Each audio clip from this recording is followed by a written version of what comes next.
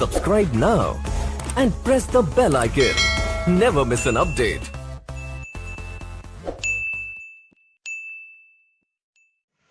Hello friend, नमस्कार। एक बार फिर पुनः आप सभी का निमेश क्लासेस बांका के यूट्यूब चैनल पर स्वागत है। और आज हम आप सबके बीच लेकर के आए हैं प्रॉफिट लॉस और डिस्काउंट पे आधारित सवाल, जो कि विविध पढ़ रहे हैं आप।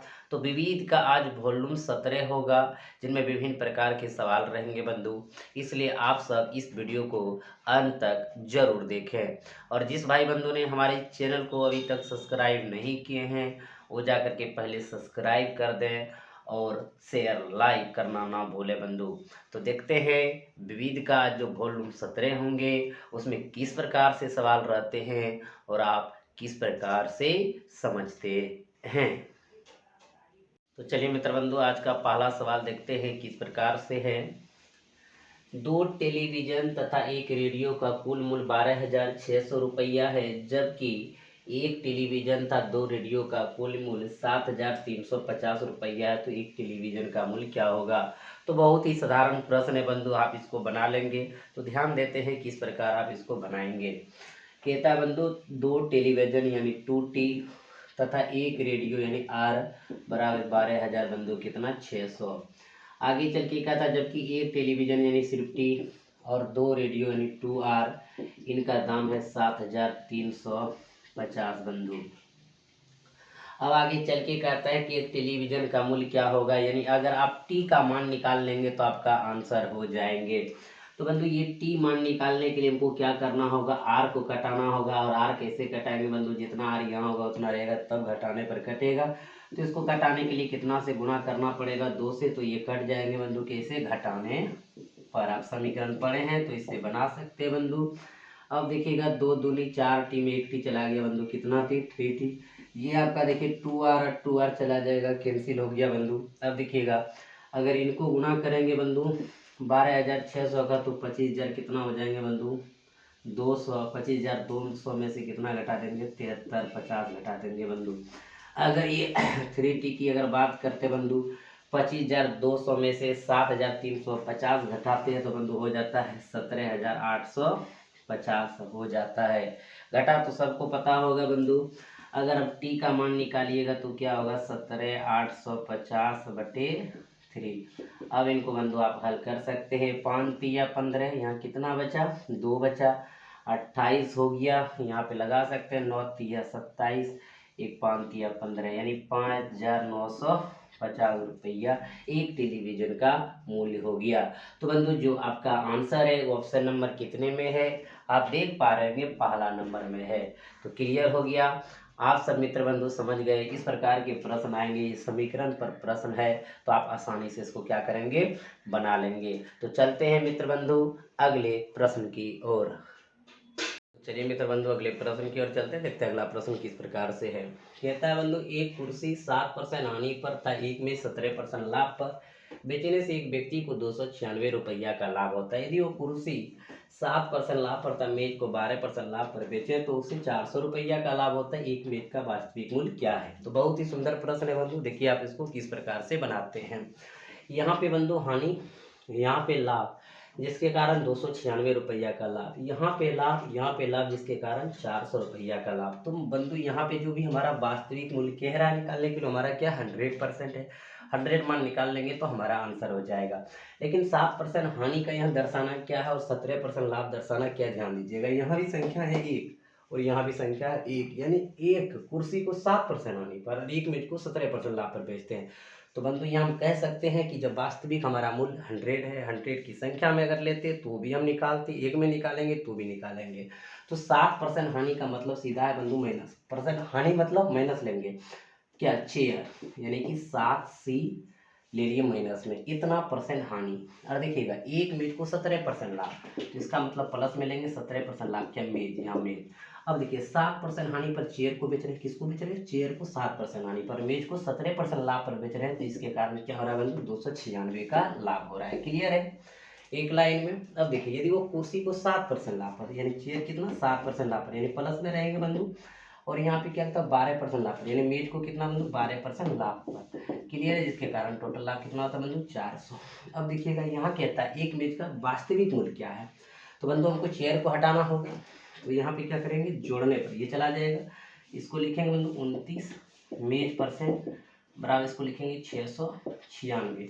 अब देखिए बंधु यहाँ अगर हम m परसेंट का बात करें तो क्या आ जाएगा 696/29, कितना बार में कटेंगे बंधु, 24 बार में कटेंगे। कहीं कोई दिक्कत? अगर हम ये बात करते हैं बंधु m परसेंट बराबर हमारा क्या हो गया 24 हो गया, तो हमको चाहिए क्या वास्तविक, तो 100 हम निकाल लेंगे बंधु। तो हमारा कितना हो जाएंगे बंधु, m बराबर अगर बात करें तो हमारा हो जाएगा 24 गुना 100 यानी कितना 2400। तो बंधु कैसे हो गया 2400, बहुत को लग रहा होगा। तो एक चीज थोड़ा सा ध्यान दीजिए, अगर यहाँ पे अगर समझना चाहते हैं तो m परसेंट बराबर 24, अगर m परसेंट बंधु इस परसेंट को हटाएंगे तो क्या होगा m/100 बराबर 24। अब देखिए m बराबर बात करेंगे बंधु 24 गुना कितना हो जाएगा 100 यानी कितना हो जाएंगे 2400। तो डायरेक्ट आप यहाँ लिख सकते हैं, कहीं कोई दिक्कत नहीं है। किसी भाई बंधु को अगर दिक्कत है कमेंट बॉक्स में जरूर कमेंट कीजिए, अन्यथा एक बार फिर समझा रहे हैं तो समझने का कोशिश कीजिए। बहुत ही आसान प्रश्न है बंधु। 7% हानि का मतलब माइनस, 17% लाभ का मतलब प्लस, क्या यहाँ चेयर माइनस यहाँ मेज प्लस। देखिए 7% लाभ ये 7C और 12% मेज पर लाभ यानी कि 12M।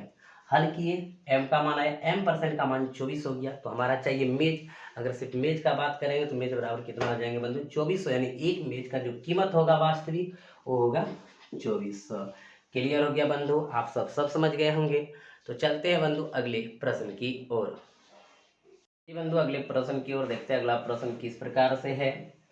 अरुण ने 120 रिम कागज 340 रुपये प्रति रिम खरीदा, 430 रुपये माल ढुलाई पर खर्च किया, 80 रुपया कुली को माल उतारने के दिए तथा 75 पैसे प्रति रिम चुंगी कर अदा किया। इस पर 8% लाभ कमाने के लिए इस कागज को कितने रुपये प्रति रिम बेचना होगा।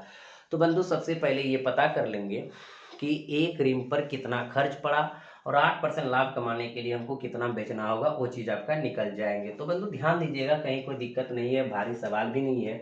टोटल रिम खरीदे हम कितना बंधु 120 रिम कागज खरीदे हैं, लेकिन खरीदे हैं कितना 340 रुपया प्रति रिम खरीदे हैं बंधु, ध्यान दीजिएगा। यानी ये रुपया प्रति रिम लिख देते हैं बंधु, हो जाएंगे। अब देखिएगा एक चीज यहाँ पे ध्यान दीजिएगा कि 430 माल ढुलाई पर खर्च किया। क्या बंधु एक रिम पर 430 लगा कि 120 रिम पर लगा, 120 रिम पर लगा। उनके बाद 80 रुपया कूली को माल उतारने के लिए दिए, तो बंधु 80 रुपया अगर कूली को माल उतारने के लिए दिए तो 120 टोटल उतारा होगा। और 75 पैसे प्रति रिम चुंगी कर अदा किया है। तो देखिए बंधु कैसे निकालेंगे कुल खर्च एक रिम का, कुल खर्च एक रिम का, एक रिम का कुल खर्च बंधु देखिएगा 340 तो लग गया आपका कितना, ध्यान देना है, प्रति रिम पड़ा उसका कीमत, और कहता है 75 पैसे प्रति रिम चुंगी कर अदा किया। 75 पैसे चुंगी कर अदा करना बंधु 3/4 रुपया अदा करना। और अब देखिए आगे चल करके कहता है बंधु क्या 430 माल ढुलाई पर खर्च किया। अगर 430 माल ढुलाई पर खर्च किया बंधु तो टोटल रिम उतारने में एक रिम पर था कितना 120 से भाग दे देंगे बंधु, क्लियर हो गया। प्लस अब आगे 80 रुपया कूली को माल उतारने के लिए दिए, 80 रुपया कूली को माल उतारने के लिए दिए, लेकिन कितना रिम पर 120 रिम का। तो हमारा बंधु एक रिम का कितना पड़ेगा 80/120। अब आप जैसे भी हल करना है बंधु हल कर सकते हैं। अगर इसको हल करेंगे देखिएगा कैसे बंधु, एलसीएम ले लीजिए, सबसे आसान तरीका है 120। अब देखिए बंधु इसको अगर हम यहाँ ले लेंगे तो हो जाएगा 0 फिर 0 12 चौक 48, अब 12 36 और 4 40, इतना हो गया। और इसको भाग देंगे तो बंधु यहाँ हो जाएंगे 90, 430 और यहाँ देखेंगे 80। अब बंधु इसको हल कर लेते हैं। देखिएगा सबको ऐड करेंगे 0 0 0 0 कर दिए, सबको ऐड करने को आता है बंधु, कहीं दिक्कत नहीं है। 8 3 11 11 11 और 9 बंधु हो गया आपका कितना 20। अब 20 के फिर 0 दे दिए बंधु, बचा कितना 2। अब देखिए 4 2 6 6 और आपका 8 कितना हो गया बंधु 14 हो गया, फिर 1 फिर 4 बटे कितना बंधु 120। अब यहाँ पे कटा दीजिए आप सब।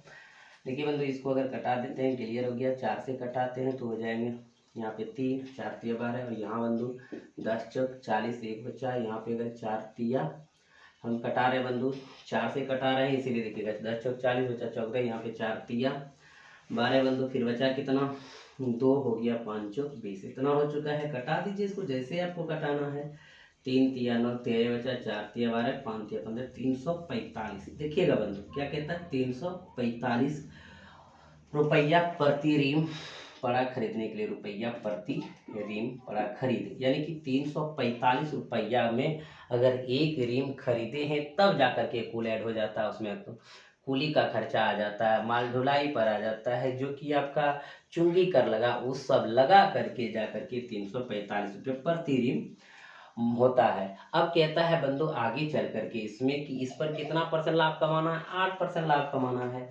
तो बंधु 8% अगर लाभ कमाएंगे तो देखिएगा क्या लिखिएगा, 345 का 8% लाभ कमाने का मतलब 108 बटे कितना बंधु, 100।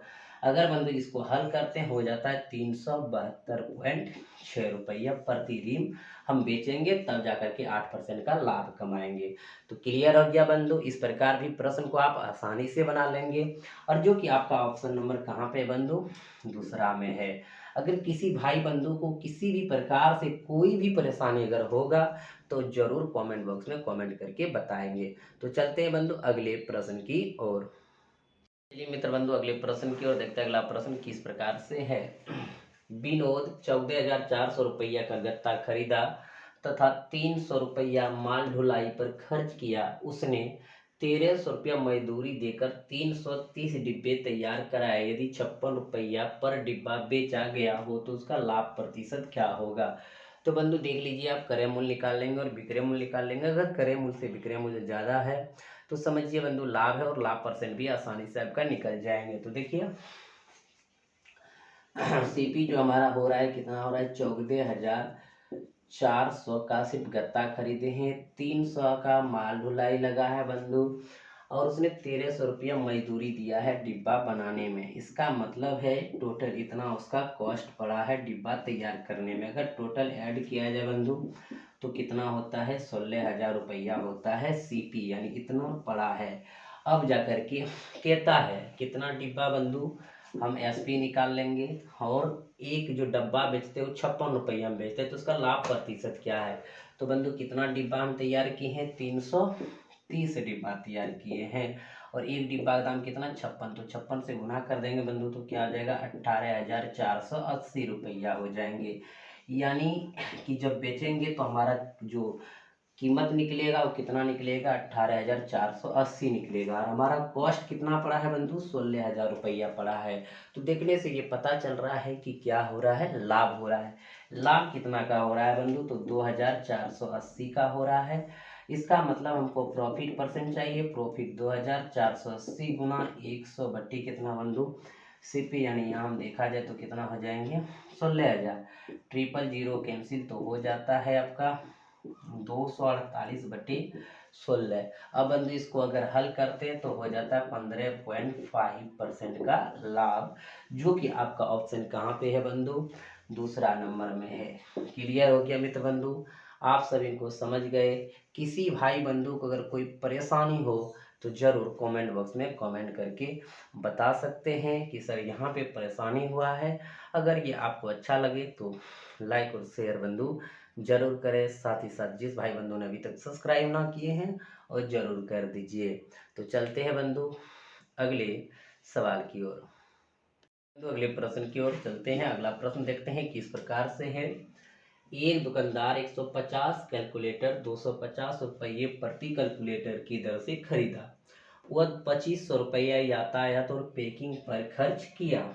यदि प्रति कैलकुलेटर अंकित मूल्य 320 तय करके 5% की छूट भी देता हो तो उसका प्रतिशत लाभ क्या है। तो बंधु सबसे पहले जानेंगे कि हमारा कितना कॉस्ट प्राइस पड़ा है, कितना क्रय मूल्य है, उसको निकालेंगे। ध्यान दीजिएगा, हम सीपी निकाल रहे हैं। एक दुकानदार 150 कैलकुलेटर 250 रुपये प्रति कैलकुलेटर की दर से खरीदा, यानी एक कैलकुलेटर का दाम बंधु कितना, 250। हमारे पास कितना कैलकुलेटर 150, तो 150 गुना कितना 250, यानी इतना अभी खरीदे हैं। और आगे भी खर्च हुआ है, क्या हुआ है, 2500 रुपया यातायात और पैकिंग पर खर्च किया है। देखिए बंधु 2500 रुपया जो है यातायात और पैकिंग पर भी खर्च हुआ है।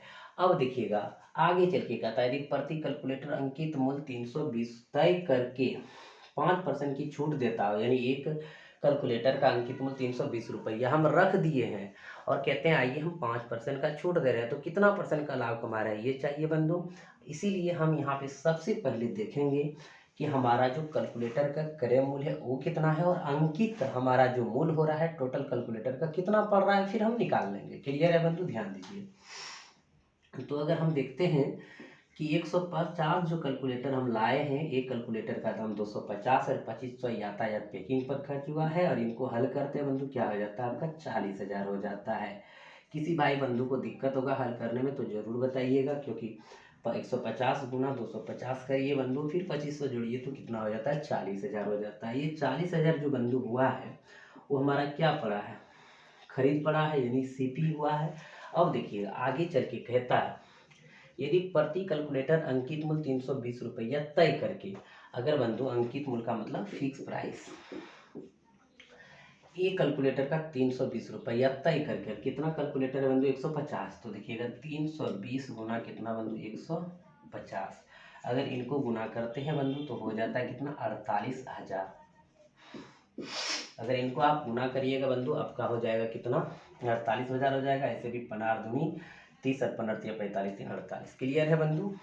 अब इनको आप देख लीजिए कि हमारा जो क्रय मूल्य है, जो हमारा कॉस्ट प्राइस पड़ा है वो कितना पड़ा है 40,000 पड़ा है, और उसको हम अंकित कर रहे हैं कितना बंधु 48,000। टोटल कितना अंकित कर रहे हैं 48,000। क्यों 48,000 बंधु, क्योंकि एक का पड़ा है 320 अंकित, तो 150 कैलकुलेटर है तो 48,000 पड़ेगा। लेकिन आगे चल के ये घोषणा करता है, क्या करता है 5% की छूट भी देता है बंधु। अगर मान लीजिए टोटल अंकित मूल्य अगर हमारा 48,000 है, अगर किसी ग्राहक को उस पर 5% की छूट देंगे तो कितना में बेचेंगे 95 में बेचेंगे बंधु, तो हम 95 से निकाल लेंगे, हमारा जो सेलिंग प्राइस होगा वो पता चल जाएगा, सेलिंग प्राइस और फिर सीपी रहेगा तो हम लाभ हानि निकाल लेंगे जो भी होगा।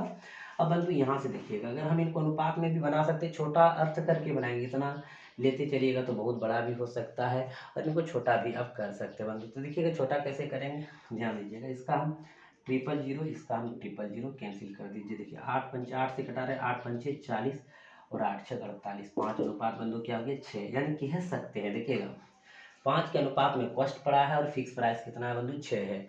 और यहाँ पे कहता है कि 5% का क्या बना है बंधु डिस्काउंट दिया, छूट भी देता है। अगर 6 का मान लीजिए कि 5% छूट देते हैं तो बंधु कितना बेचते हैं 95/100, यानी ये हमारा क्या निकल रहा है बंधु सेलिंग प्राइस। अब देखिएगा गुना कर दीजिए, आप भी जानते हैं बंधु गुना करने के लिए 6 पंचे 30 और 9 छः 34 57, यानी 570 कितना बंधु 100, यानी कि 0 कैंसिल। अगर इनको देखा जाए बंधु क्या हो जाएंगे 5.7, यानी कि जो हमारा बिक्री होगा बंधु क्या होगा 5.7 के अनुपात में बिक्री होगा। क्लियर है, ये अनुपात में लेकर के चले। अगर 5 के अनुपात में सीपी है क्रय मूल्य है तो 6 के अनुपात में उसका फिक्स प्राइस है, और वही अगर 5% डिस्काउंट देते हैं तो 5:7 5.7 के अनुपात में क्या है बंधु उसका सेलिंग प्राइस है एसपी है। अब देखिएगा कहता है कि बताइए बंधु उसका प्रतिशत लाभ क्या है, तो आसान से बना लेंगे बंधु। प्रतिशत लाभ देखिए प्रॉफिट परसेंट बंधु 5% में खरीदे 5.7% में अगर बेचे तो लाभ नजर आ रहा है बंधु कितना 0.7 का। क्लियर है, गुना कितना बंधु 100, और आपको क्या चाहिए बंधु नीचे कॉस्ट प्राइस चाहिए। कॉस्ट प्राइस कितना है 5। देखिए बंधु आसानी से आप बना ले रहे हैं, कहीं कोई दिक्कत है। अगर ये पॉइंट को उड़ाएंगे तो बंधु कितना हो जाएंगे 10। अब देखिएगा 50 दूनी 100 7 दूनी कितना बंधु 14%, यानी आपका जो आंसर होगा बंधु क्या हो जाएगा 14% का लाभ हो जाएगा। क्लियर है बंधु, कहीं कोई दिक्कत। अगर आप अनुपात में नहीं भी लेते तो भी बना लेते, हम अनुपात में लेकर के इसीलिए बनाते हैं बंधु क्योंकि ये आसान हो जाता है। उतना गुना कौन करता है, टाइम भी आपके पास नहीं रहता है तो गुना कैसे कर पाएंगे बंधु, समय लग जाता है उसमें। तो चलिए बंधु आप सब बिल्कुल समझ गए होंगे, हमको उम्मीद है कि आप इसको बना भी लेंगे। तो चलते हैं बंधु अगले प्रश्न की ओर। बंधु अगले प्रश्न की और अगला प्रश्न देखते हैं किस प्रकार से आप इसको बनाएंगे। देखिए बंधु एक घड़ी को एक विक्रेता 960 रुपये में खरीदता है और 20% लाभ पर बेचता है। एक दिन वह एक ग्राहक को 20% लाभ पर बेचा, लेकिन भूल से प्रतिशत लाभ की गणना उस विक्रय मूल्य पर किया जिस पर वह घड़ी को बेचा करता था। ग्राहक में से कितने रुपये में खरीदा। तो बंधु हमारा देखिएगा एक विक्रेता है जो कि खरीद के लाते हैं बंधु और बेचता है बंधु। देखिएगा यहाँ पे लिखते बेचता है। अब देखिएगा कंडीशन कितना में खरीदते हैं घड़ी, 960 में खरीदते हैं, जो यहाँ हम ले चुके हैं। और कहता है 20% लाभ पर बेचता है। बंधु किसी वस्तु को 20% लाभ पर बेचना, कितना बेचना है, 120 में। यदि अगर ये विक्रेता जो 100 में खरीदता है 20% लाभ पर बेचेगा तो 120 में बेचेगा। लेकिन हुआ क्या बंधु, एक दिन एक ऐसी घटना घट गया। एक दिन वह एक ग्राहक को 20% लाभ पर बेचा, 20% लाभ पर बेचा, लेकिन भूलवश प्रतिशत लाभ की गणना उस विक्रय मूल्य पर किया जिस पर वह घड़ी को बेचा करता था। बंधु डेली का डेली जो हम बेचा करते तो प्रतिशत लाभ की गणना क्रय मूल्य पर करते थे, 100 पर करते थे। लेकिन एक दिन ऐसा हुआ कि हम जो प्रतिशत लाभ की गणना की उसके विक्रय मूल्य पर कर दिए, यानी जितना हम बेचा करते तो उसी पर कर दिए। तो बंधु निश्चित है कि कोई भी ग्राहक ज़्यादा पैसा दे करके जाएगा, तो आखिर कितना दे करके जाएगा, क्यों कहता है ग्राहक कितने रुपये में खरीदा। तो बंधु देख लीजिएगा, अगर 20% लाभ किसी ग्राहक से हम कमाना चाह रहे हैं, किसी ग्राहक से अगर हम कमाना चाह रहे हैं और एक दिन की ऐसी घटना है कि 20% बोले भैया 20% लाभ कमाएंगे, क्लियर है। हम गणना करते हैं यहाँ 100 पर तो 120 में बेच देते, लेकिन गणना हो जाता है किस पर, 120 पर। तो 120 का अगर 20% हम लाभ कमाना चाहेंगे बंधु, कितना कमाना चाहेंगे, 00 12 दूना 24 लाभ कमाना चाहेंगे, क्लियर है। क्योंकि मन में हमको करना था ये हो गया ये, इसका मतलब हम लाभ कितना कमा रहे हैं, 24% कमा रहे हैं। देखा जाए वो क्रय मूल्य से, यानी जितना में खरीदे हम। अब बंधु कोई भी ग्राहक खरीदेगा तो कितना में खरीदेगा, ध्यान दीजिएगा, 100 बराबर हमारा कितना बंधु 960 है। और कोई जो खरीदेगा ग्राहक को 24% अधिक देकर के खरीदेगा, यानी ये कमा रहा है उस पर कितना लाभ, 24%। कमाना था 20%, लेकिन तुलना गणना किस पर हो गया, इस पे हो गया, जिसके कारण कितना परसेंट लाभ कमाएंगे, वह 24। तो कितना में बंधु 124 में बेचेंगे, और खरीदेगा कोई ग्राहक कितना 124 में। तो 960 बटे कितना 100 गुना 124, इसको बंधु हल कर लेंगे तो हो जाएंगे 1195.20, यानी कोई भी ग्राहक खरीदेगा 1195.20 में, और विक्रेता अगर बेचेगा 1195.20 में, यदि वो विक्रय मूल्य पर गणना करता लाभ का। तो क्लियर है बंधु, किसी भी भाई बंधु को कोई भी परेशानी नहीं हुआ होगा। अगर परेशानी हुआ होगा तो कमेंट बॉक्स में कमेंट करके जरूर बताइएगा बंधु, फिर नेक्स्ट वीडियो जब लाएंगे तो उसमें ये सवाल को डाल देंगे, ठीक है। तो चलते हैं तब तक अगले प्रश्न की ओर। चलिए मित्र बंधु अगले प्रश्न की ओर चलते हैं। अगला प्रश्न किस प्रकार से है देखते हैं, ध्यान दीजिएगा। कहता है बंधु, दो कमीजों में से एक का क्रय मूल्य दूसरे से 100 रुपया अधिक है। यदि महंगी वाली कमीज 10 रुपया लाभ पर तथा दूसरी 10% हानि पर बेचा जाए तो सौदे में कुल लाभ या हानि क्या होगा। तो बंधु बहुत ही सुंदर प्रश्न है, ध्यान दीजिएगा। देखिए दो कमीज है, एक ए प्रकार का है, दूसरा बी प्रकार का है। कहता है बंधु, दो कमीजों में से एक का क्रय मूल्य दूसरे से 100 रुपया अधिक है, दूसरे से 100 रुपया अधिक है। ये 100 है बंधु, तो ये कितना होगा 200, क्योंकि 100 रुपया अधिक। यदि महंगी वाली कमीज, तो महंगा कौन हुआ बंधु, जो ज़्यादा दाम होगा महंगा होगा, जो सस्ता होगा वो कम दाम होगा। कहता महंगी वाली कमीज 10% लाभ पर तथा दूसरी 10% हानि पर बेचा जाए। महंगी वाली को कहता 10% लाभ पर बेचेंगे बंधु, यानी ये सेलिंग प्राइस देख रहे हैं हम। तो 200 का 10% लाभ पर बेचेंगे, 110 बटे बंधु क्या होगा 100 होगा। अब देखिएगा ये 00 कैंसिल, 11 दूना 22, 220 रुपया निकला महंगी का विक्रय मूल्य। आगे चल के कहता था दूसरी 10% हानि पर बेचा जाएगा। जब एक को बेच दिए दूसरा कौन बचाइए, 10% हानि पर बेचा जाए बंधु। अगर 100 है 10% हानि पर बेचेंगे तो कितना में बेचेंगे, 90 में बेचेंगे। आगे चल के बंधु कहता तो सौदे में कुल लाभ या हानि क्या होगा। तो बंधु सौदे में यानी पूरा सौदा की बात हो रहा है, कुल लाभ या हानि क्या होगा। तो देख लेते हैं, क्रय मूल्य से अधिक होगा तो लाभ होगा, क्रय मूल्य से कम होगा विक्रय मूल्य तो हानि होगा। अगर इनको दोनों को जोड़ते बंधु कितना होता है 300, और इन दोनों को अगर जोड़ते हैं बंधु कितना होता है 310 होता है। अगर इसको दोनों जोड़ लेंगे 310, यानी कि खरीदे हैं बंधु 300 में, बेच रहे हैं 310 में पूरे सौदे को। तो कितना रुपया का जो बंधु लाभ हो रहा है, तो आप यहाँ देख पा रहे हैं बंधु कितना का हो रहा है 10 रुपया का लाभ हो रहा है। तो 10 रुपया का लाभ जो हो रहा है बंधु ऑप्शन नंबर कहाँ पे है, दूसरा में है। क्लियर हो गया बंधु, आप सब समझ गए। किसी भाई बंधु को कोई दिक्कत हुआ होगा तो जरूर बताएंगे, किसी भी भाई बंधु को कोई परेशानी अगर नहीं हुआ होगा तो नहीं बताएंगे। क्लियर है बंधु। तो चलिए आज आपका इतना ही रहेंगे, फिर आप सबों के साथ। अभी हमारा वॉल्यूम ख़त्म नहीं हुआ है बंधु, विविध अभी चलेंगे, 1-2 वॉल्यूम और चलेंगे। अभी बहुत सारे सवाल हमारे पास है और सारे सवाल को हम आपके साथ लाएंगे। लेकिन आज आपका क्लास बंधु इतना ही रहेंगे, फिर नेक्स्ट वॉल्यूम में आप सबों के साथ मिलेंगे। तब तक आप इस वीडियो को देखिए, सवाल को बनाइए, जो नहीं बने पूछिए सवाल। और जो भाई बंधु अभी तक हमारे चैनल को सब्सक्राइब ना किए हैं तो पहले कर दीजिए, और यह वीडियो अगर आप सबको पसंद आया हो तो लाइक ज़रूर करें बंधु, शेयर ज़रूर करें। आप सभी को एनिमेस क्लासेस बांका की तरफ से बहुत बहुत धन्यवाद। हंसते रहिए, मुस्कुराते रहिए। और एक आवश्यक सूचना बंधु, क्योंकि 27 तारीख को हम बांका में आप सबों के बीच शामिल हो रहे हैं। जिस भाई बंधु को सूचना नहीं मिला है वो सूचना दे रहे हैं कि 27 तारीख को हम बांका में मिलेंगे। किसी भी बंधु भाई को अगर कोई परेशानी होगा ज़रूर आप हमसे मिल करके उस परेशानी को दूर कर सकते हैं और आपका क्लास सुचारू रूप से चलेंगे, क्योंकि वहाँ पे 10 दिन लगभग क्लास लेंगे आपका, इसलिए आप सब हमसे जुड़िए। और एक और बता दें बंधु कि हमारा 2 बैच स्टार्ट हो रहा है। सुबह एक 6 बजे हो रहा है, जो कि आपका जनरल बैच है, और बैंक, एसएससी, रेलवे, डिफेंस सारे जनरल बैच आपका है। एक जो सुबह स्टार्ट हो रहा है और आपका एक शाम में हो रहा है जो 3 बजे से है, वो स्पेशल सिविल सर्विसेज के लिए हो रहे हैं। तो उससे आप संपर्क कर सकते हैं और आके पढ़ सकते हैं। तो बंधु 1 तारीख से स्टार्ट हो रहा है, तो ये मौका आप हाथ से जाना ना दें। एडमिशन कराएं। आप कहता है कि सबसे पहले आइए और सबसे पहले पाइए, तो इसीलिए बंधु सबसे पहले आइए आप सब और एडमिशन कराइए, मिलिए हमसे। तो मिलते हैं बंधु नेक्स्ट वीडियो के साथ, तब तक आप सबको पुनः एक बार बहुत बहुत धन्यवाद। हंसते रहिए, मुस्कुराते रहिए।